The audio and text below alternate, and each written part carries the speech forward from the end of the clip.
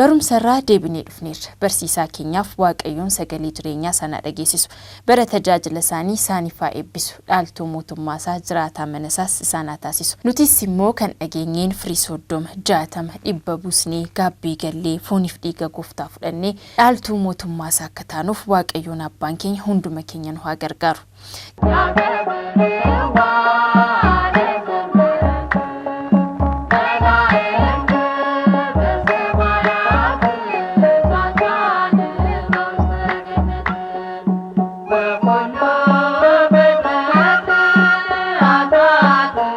gara qophii keenya sattaanutti muhaceenu har'aaf qophii keenya lammaffaa kan taasifanne gara magaalaa Ejereetti imaluudhaan mana kiristaanaa Ejeree Maaramii kan daawwannu ni ta'a.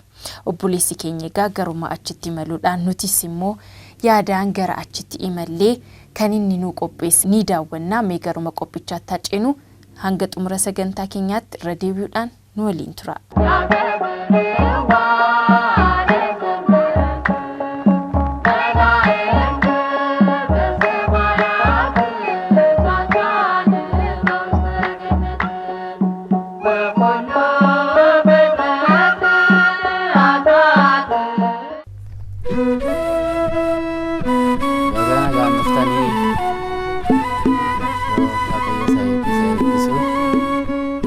kan nuftani baga bakka seenaa qabeettii fi bakka beekamtuu bataskaana qulqulleettii Maaramii Addis Alamee Ejeree nagaadhaan baga dhuftanii achi jirtu amma insimanneerra anaa dhufeenneerra amma kan deemnu daawwannaa keenya kan taasisnu mana qulqullummaadha. Mana kiristaanaan kuni adda ta'e kan ijaarameedha. Isa amma kamitiin adda ta'e ijaaramee maal fakkaata seedu bakkeessa amma gaafa ilaaltanii baay'ee miidhagaadha. Darbees immoo seena qabeessadha. Bara 1892 kan ijaarameedha. Dursas qaba.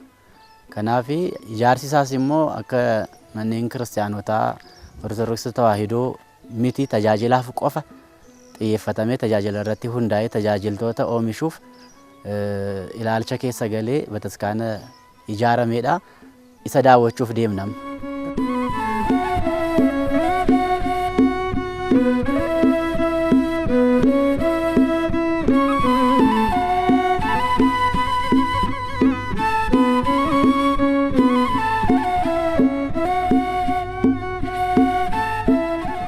Egaa manni kiristaanaa kun gaafa ilaaltu ijaarsi mistaayyuu ijaarsa addaadha. Kanaaf naannoo masaa balbala isaas gaafa ilaaltu seenaa mataa isaa kan qabudha. Darbees immoo fakkiiwwan naannoo girgiddaa isaa irratti naanneffamee kee gaafa ilaaltu leenca qaba, abaaboon jira. Kun amma fakkeenyuma bakka moototaa. Darbees immoo leenci moo'ichadha. Mootiis immoo bineensotaadha. Bakki kuni bakka moototaa. Darbees immoo Waaqayyo mootii hundaadha. Isa mul'isuu fi fakkeenya akkasii gannata keessatti hundumtuu wal kabajee hundumtuu Waaqayyoon sodaatee kan jiraatu gatii ta'ee fi isa mul'isuufis fakkiiwwan adda addaadhaan mana kiristaanaa ijaarameedha. Manni kiristaanaa kun jechaadha. Tokko tokkoonsaa funaanamee yeroon hin ga'uufidha malee ituu himamee fakkeenya mataa isaa danda'e kan qabudha. Fakkeenyummaadhaan kan ijaarame akkuma Itoophiyaattu bataskaana adda ta'edha manni kiristaanaa kun.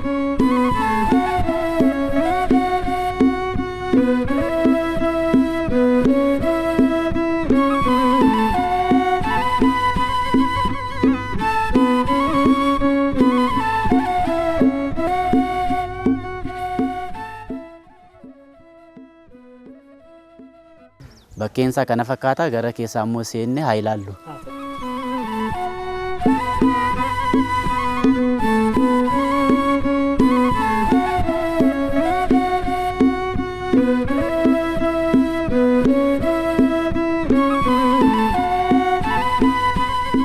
Amma kuni fuulduradha.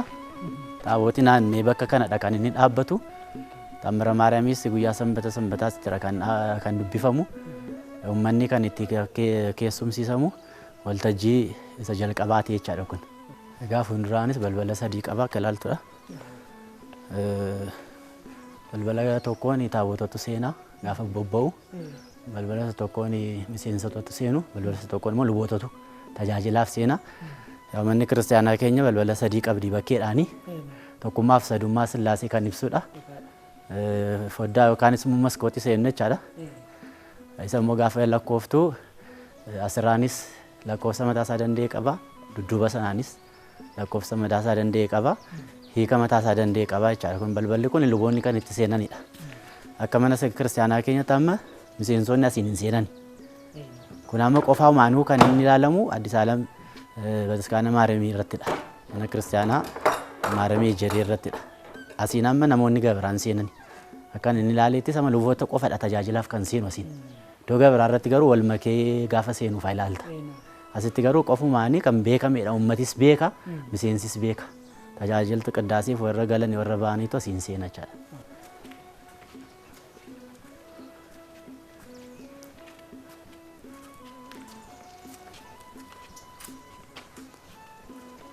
Amma asiin seennaa gara keessa isa keessaa daawwachuuf asiin seennaa.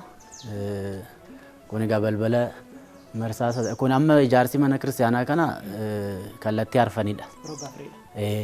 Kanaaf amma kuni taabootii asiin ba'a gaafa bobba'u. Gaafa seenu immoo achiin seena karaa sila argineen jechaadha.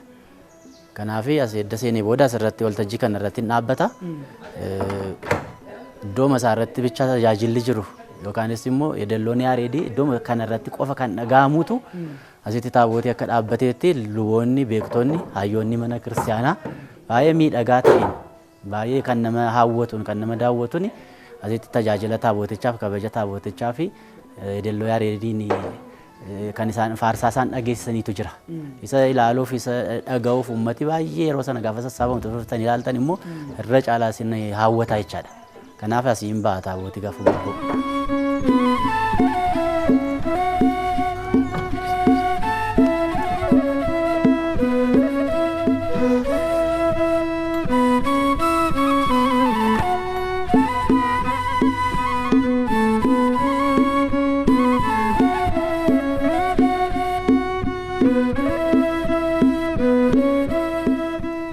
Asiin seenama warri kun kan seenamu warra miseensota warra dhiiraafidha. Miseensonni warri dhiiraa asirraan seenu bakka kana dhaabbatanii qiddaasii qaddasiisu. Warri qulqulluu foonsaas ulfaataa dhiigasaas fudhatanii bakka kana warri gaabbii seenanii of qopheessanii dhufanii jechaadha. Bakka kana miseensota ta'anii bakka kana dhaabbatanii tajaajila argatu jechaadha isaan. Kana booda egaa kuni kutaa lammaffaadha qiddist jedhamu jechaadha. Asitti tajaajila qurbaanaatu laatama. Luboonni maayixantii kan isaan jalqaba raawwatanii asittidha. Darbees namoonni gaa'ila raawwatanii gaafa dhufanii kan keessumsiifamanii iddoo kanattidha. Bakka kanattidha.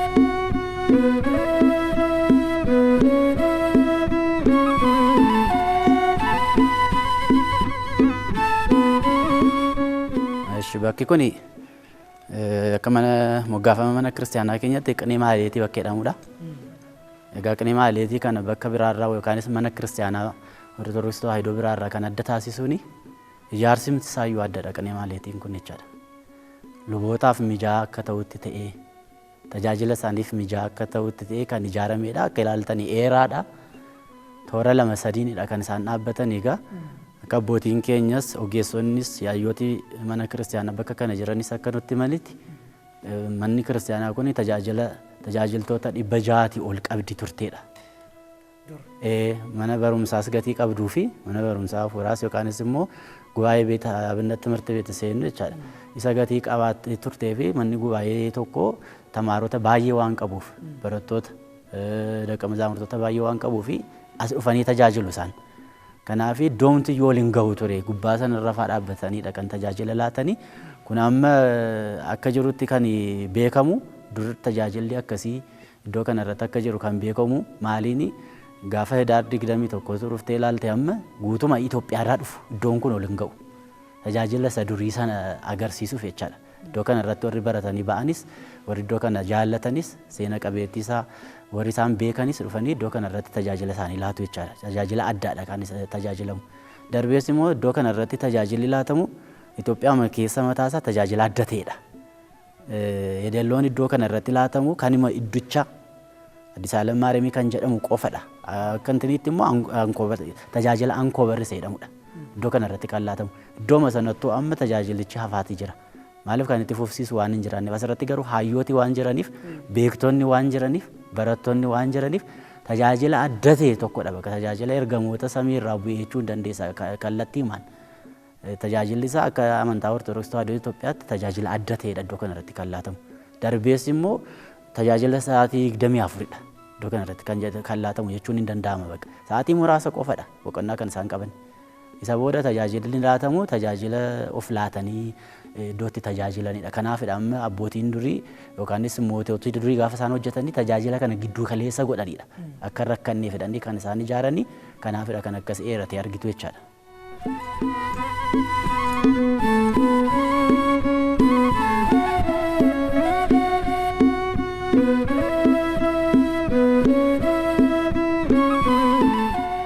Kuni luboonni tajaajilaa fi hayyoonni tajaajila qinee maaliitiif kan itti galan kan itti ba'anidha.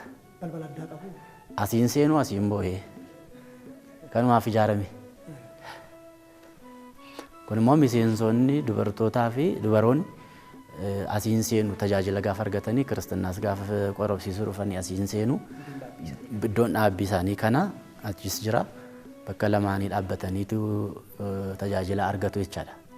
Achi keessas jira irra caalaa garuu bakka kanadha bal'inaanis kan inni tajaajilu jechaadha.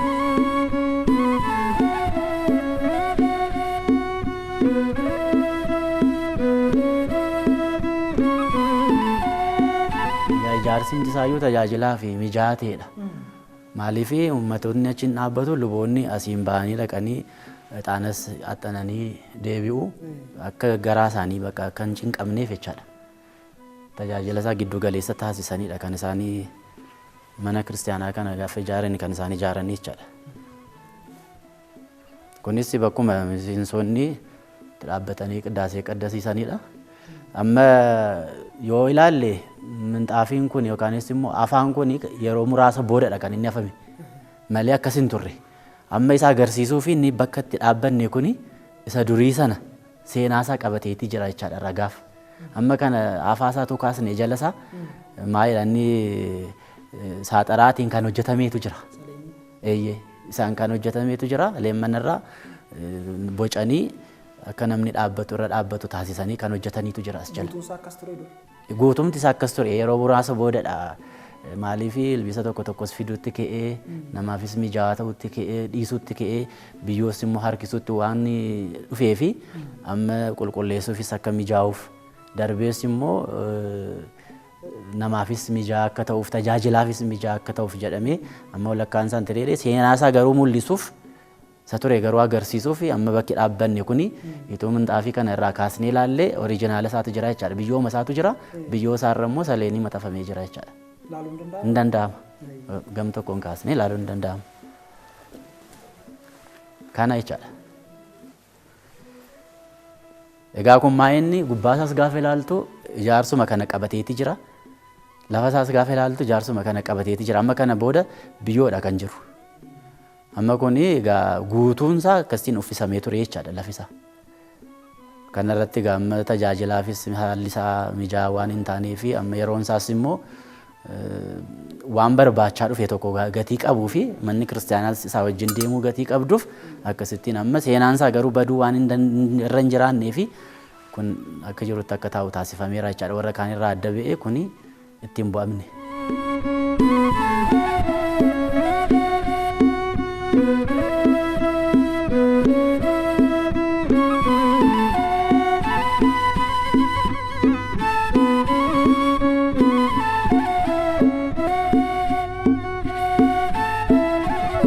Egaa amma akka nutti himanitti ani amma yeroo muraasa asidha kan hin dhufes ji'a muraasadha.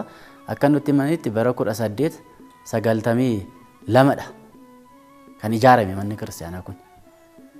Amma akkuma biyyaattis hambaa biyyaa ta'ee galmaa'eetu mootummaan dhiyeenyarra ta'ee hordofaatii jira. Amma nuti akka barbaannetti bu'uu hin dandeenyu.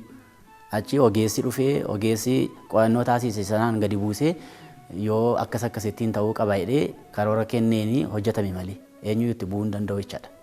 Kanaaf amma isarraa kaaseedha seenaansaa kan dubbatamu. Bataskaanni kun ittiin dabalamnes itti raasiin irranne bara 1892 kaastee kanuma fakkaatti.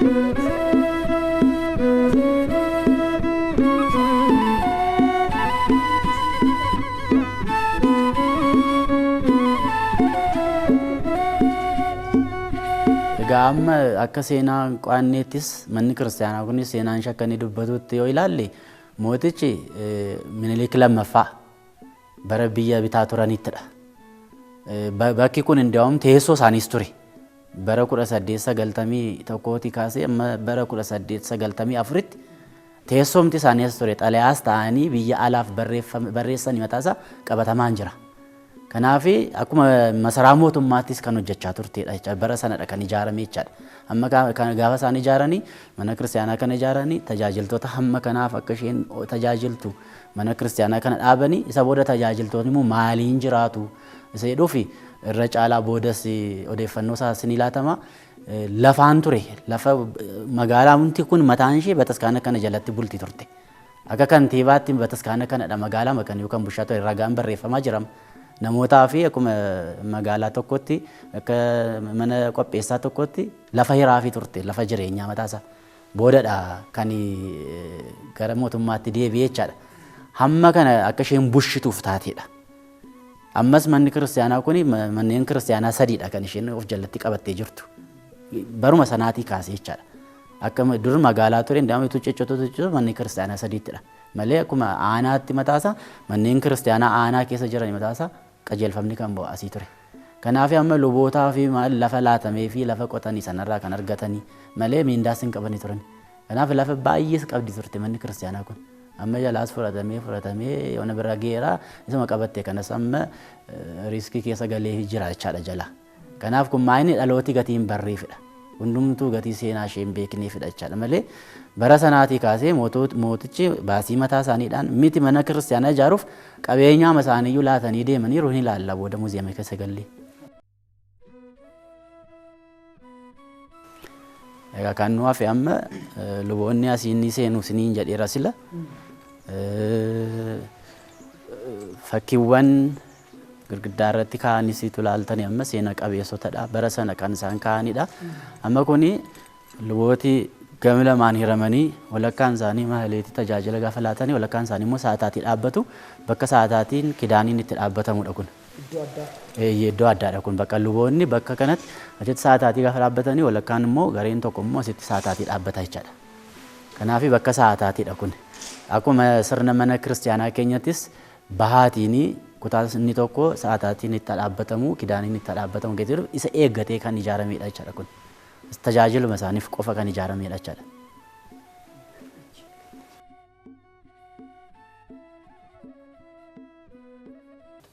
Egaa kuni tajaajila mana kiristaanaa kana keessa duraan ture sana ibsuu fi fakkiidhaan qabatamaan ta'e kan taa'edha. Hammam turanii tajaajiloota akkamiitu ture seedhu ammas waardiyyoota irraa kaasee darbees immoo tajaajila addaa kan laatani lubooti mootootis taabota kabajaniiti jiru. Taaboti gaafa kabajamu faaggaan akkasii afuufamee amma malakata seennu jechaadha. Inni afuufamee marfiinis jira. Bakka kana irratti kan ture bakka mootii waan ta'eef masaraan mootiis as waan tureef bakka mootiin jirutti raayyaa hedduutu jira. Tajaajiltoota hedduutu jira. Isa ibsuuf amma kun tajaajiltoota akkamiitu bakka kana irra ture. Tajaajila akkamii laachaati turani. Bakka kanarra tajaajiltoota akkasii jiru taanaan immoo eenyu isaan duuba kan ture. Isee dhugaaf ilaallu mootii ture jechaadha. Amma mootiin kun amma Nuburad kan amma bakkicha irratti maqaamtiyyuu hoogganaa mana kiristaanaa sanaaf laatamu Nuburad kan jedhamudha. Paatriyaarkiidhaan kan muudamudha. amma maqaan isaa salphatee tajaajilli isaas gadi xiqqaatee kabaji isaas akkuma hin taane ta'ee gadi bu'ee ta'ee malee manni kiristaanaa kun garuu eeggatteeti jirti qabatteeti jirti amma. Maaliif amma muuziyeemii gaafa gallu Nuburadin maal uffata ture? Kophee akkamii qaba ture? Uffata akkamii qaba ture? Gonfoo akkamii qaba ture? Gaafa ilaaltu gaafa muudamu bifa kanaanidha. Jechaan amma duraan dursee mootiitu muda. Booda gara mana kiristaanaa keenyatti gashanii paatriyaarkiitu mudutti ka'e. Mootii cina taa'ee murtoo kan laatudha mataa amtisaayyuu. Akkasitti nameetti egaa Nuburadin kan inni bushu bataskaanni kuni magaalaa hundumaa bushiti. Gaafa sana murtoo kan laatudha jechaadha inni mootiitti aanee. Booda immoo paatriyaarkiitti aanee immoo gorsaa ta'ee murtoo kan dabarsu ture. Booda gara mana kiristaanaa keenyatti gaafa deebi'u immoo amma kana mul'isuuf ila tajaajiltoonni mataan isaanii egaa hamma danda'ame kana hammam turan seedhuuf mul'isuu fi fakkiinsa akkasittiin taa'eera. Kabaji tokko gaafa kabajamu bakka mootii ta'uusaa kun fakkii mana kiristaanaadha. Ammas bakkeedhaan ilaallee jechaadha. Kanaaf tajaajiltoonni mana kiristaanaa kana maal fakkaatu turan? Uffanni isaanii maal fakkaata ture? Kabaroon isaan qabatan maal fakkaata ture? Tsanatsiliin isaanii maqaamiyaan isaanii maal fakkaata ture? Tajaajila akkamii laatu? Luboota qofa moo luboota dudduubas immoo tajaajiltoonni biraa jiru seedu immoo kan mul'isus kanadha jechaadha. Staand baay'ee ta'anii tajaajila isaanii qofa silagaa akka ergamtootaatti kan tajaajilanidha. Tajaajilli iddoo kana tajaajila ergamootaadha kan siiniin jedhee kunoo fakkeenyaan mataasaa amma fakkiidhaan kunoo kun ni ibsa jechaadha. Amma naannoo isaa akka silasitti nimeetti fakkeenya qulqullootaadhaan wareegamtootaadhaan ergamtootaadhaan toltootaadhaan akkas kan miidhageedha. Manni kiristaanaa keenya kan isheen beekamtu kanaan waan ta'eef jechaadha. Kana hordoftis waan ta'eef bifa kanaan warra kaan irraas amma adda taatee addunyaa irratti kan mul'attu warri kaan waan bocamaan waan amananiif siidaa bocamaa kaa'anii isaan ibsatu amantaa isaanii.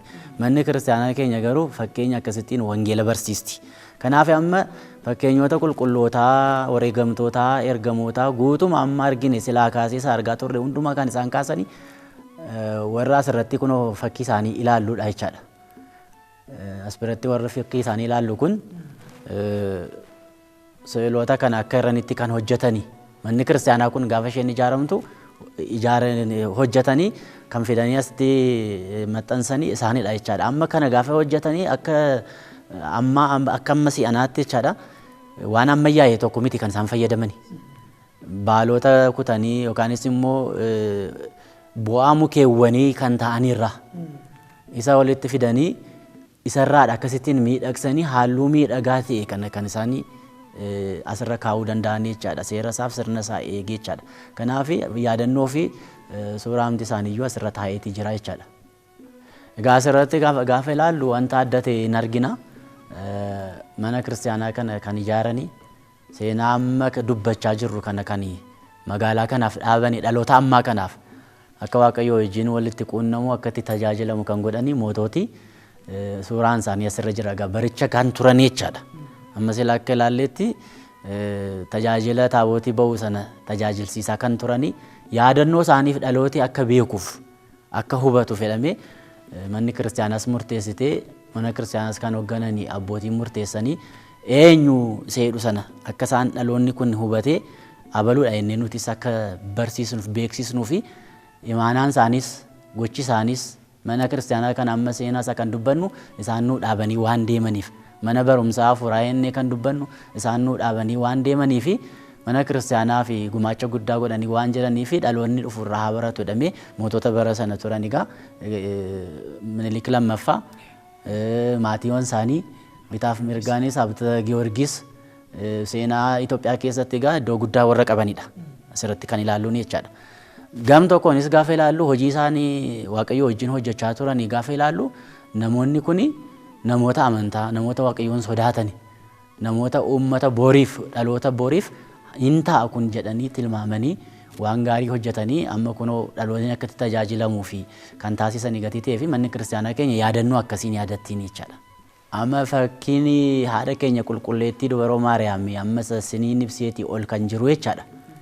Fakkiin kun amma bifa kanaanii eessattuu hin argitani. Mana kiristaanaa keenya keessatti akkasittiin fakkeeffamee saalamee yookaanis hojjetamee hin argatani. Maaliif seenaa mataa isaa danda'e qaba kun. Seenaan isaa maayinni inni yoo ilaalle manni kiristaanaa kun edda ijaaramee booda mootichi Minilik inni lammaffaan taabota haadha keenya qulqulleettii Maariyaamii fidanii gaafa gashanii taabotumti sun seena qabeettiidha. Taabota sanarra kan jiru fakkiin haadha keenya qulqulleettii Maariyaamii isa kanadha. Isarra qofaa gatii jiruu fi beektichi jechaadha. Inni fakkii kana kaasee ogeessichi ilaaluu fi dandeettii waan qabuu fi achirratti ilaalee kun immoo dhalootaa fi barumsatti laatamuu qaba. Iddoo biraatti waan hin jirree fi akka yerootti kaa'uun qaba jedhee isuma taabota ishee irra jirudha fidee sirra kan kaa'ee jechaadha. Inni immoo seenaa manuu taabotichaa wajjin kan dhufe seenaamti isaayyuu Luqaas wangeelota keessaa inni tokko isa ta'e akka kaaseeni kan himamuufidha. Fakkiin sun jechaadha. Taamira Maariyaam irrattis barreeffameeti jira. Kanaafidha amma inni as Addis Alam yookaanis ejeree Maariyaamii irra qofaa jira jennee mul'isuu fi bataskaana gubbaadha kaa'ee saalichi qulqulleettii Maariyaamii gajjallaatti immoo fakkii ishee kaa'eera jechaadha. Kun amma adda ta'ee kan akka mana kiristaanaa keenyattis qofummaadhaan asitti kan argamudha jechaadha. Amma keessaa daawwanneetii baaneerra amma bakkeerra egaa akka sila ilaaltanitti manni kiristaanaa kun seena qabeettiidha. Hambaa biyyaasadha. Finfinnee irraa gara Addis Alamitti yookaanis ejereetti kiiloomeetira 50 irra fagaattee kan jirtudha. Magaalaa maqarqara jirti. Akka ilaaltanitti jechaadha. Haalli gara mana kiristaanaa keessa nama gashisiisus mijaa'aadha. Aspaaltiidha amma mana kiristaanaa isheetti jechaadha. Darbeessi egaa amma iddoon kuni iddoo seena qabeessadha. Akka sila isinitti himeetti moototadha kan duraan muudu. Darbeessi immoo amma paatriyaarkiidha kan muudu hoogganaa yookaanis bulchaa mana kiristaanaa jechaadha. Maqaan bulchaa mana kiristaanaa Nuburaayidha kan jedhamu. Egaa kuni durumaa kaasee akka sila isinitti himeetti akka seera mana kiristaanaa keenyatti Nuburaayid aangoo guddaadha. Beekumsa guddaasadha akka mana kiristaanaa keenyatti jechaadha. Iddoo guddaas qaba. Gaafa muudamu gonfoo mataa isaa danda'e qaba. Uffata baay'ee mooticharraa xinnoo kan xiqqaatu baay'ee sodaachisaa kan ta'e qaba. Qophee illee tuun hafiin jechaadha. Amma ni argina muuzeemii galle. Isa booda fardiin irra taa'u jira. Yookaanis immoo gaangoos hin jedhu kan irra taa'u jira. Gaafa muudamu hammanattidha kan muudamu. Akka mana kiristaanaa keenyatti akka Itoophiyaatti Nuburaayid kan isheen bultu bakka lama qofadha. Yookaanis biyya lama qofadha. Tokko Aksumidha. Lammaffaan immoo Addis Alam Maariyaamidha. Intini himtiseeyyuu Daagmaawit Tsiyoon jedhamteeti waamamti. Tsiyoon ishee lammaffaa jedhamti iddootiin kun jechaadha ejeree Maariyaamiin. Maaliif isheen tokko qofaa Aksum ishee jirtudha. Isheen lammaffaa immoo asidha. Lamaan isaaniidha akka Itoophiyaatti Nuburaayid kan bulanii jechaadha. Aangoon isaanii wal qixaadha. Sadarkaamti mana kiristaanaa keenyatti Sinodosiitti qabanis guddaadha. Kanaaf amma adeemsa kanaanidha. Akka sila sitti himeetti tajaajila muudamni kun kan laatamu calluma jedhame miti. Kun amma Risaa Adbaaraat Wagadaamaatidha kan isheen jedhamtu. Moggaafamti isaayyuu jechaadha. Aksum Tsiyoonis Risaa Adbaaraat Wagadaamaatidha. Itoophiyaa keessatti bakka lama qofadha. Risaa Adbaaraat Wagadaamaat kan jedhamu. Kanaan achi inni kaani Risaa Adbaaraat jedhama yookaanis immoo Gadaamaat jedhama inni kaan. Risaa Adbaaraat Wagadaamaat lamaan isaa tajaajila isaarraa kan ka'edha kun. Mootooti xiyyeeffannaa laatanirraa kan ka'edha kun. Kabaji bakki suni qaburraa kan ka'edha kun. Muudamni kan laatamu malee calluma jedhamee Risaa Adbaaraat Wagadaamaat hin jedhamu. Kanaaf akka Sinodosiittis kan beekamedha. Darbees kun maayinni akka sirriitti himeetti barattootaa fi tajaajiltoota 600 ol iddoo kana waan jiraniifidha. Tajaajila isaarraa kan ka'edha. Muudamni kunis kan inni argamu, moggaafamni kunis kan argamu jechaadha. Amma tajaajilli suni jiraayii inni ammayyuu nu gaafachiisa. Tajaajilichi akka nafnee fi qabatanii mataa isaanii aarsaa godhanii kan tajaajilaniitu jira malee tajaajilli 600 fi 700 jiraayii baay'ee rakkisaadha. Kanaaf mana kiristaanaa kana kan hoogganu gubbaadhaa kaasee hanga gadiitti jechaadha. Kan amma miseensotaatti xiyyeeffannaa addaatti itti laatamuutii qaba. Maaliif namni bakka ni kabachiisa bakki immoo nama kabachiisaadha. Akkasittiin yoo nageera. Amma immoo tajaajilli suni akka itti fufuuf maqaa duwwaa akka hin taaneef amma galii mataa ishee dandeesse hin qabdu. Miseensis akka garaa dhufee tajaajila ittiin argatu. Maaliif akka sirriitti himeetti manni kiristaanaa kun kan isheen irra caalaa ijoodhaan ijaaramte tajaajila keessaaf qofadha. Tajaajilli keessaa sun immoo duraan maaliin laatamaa ture?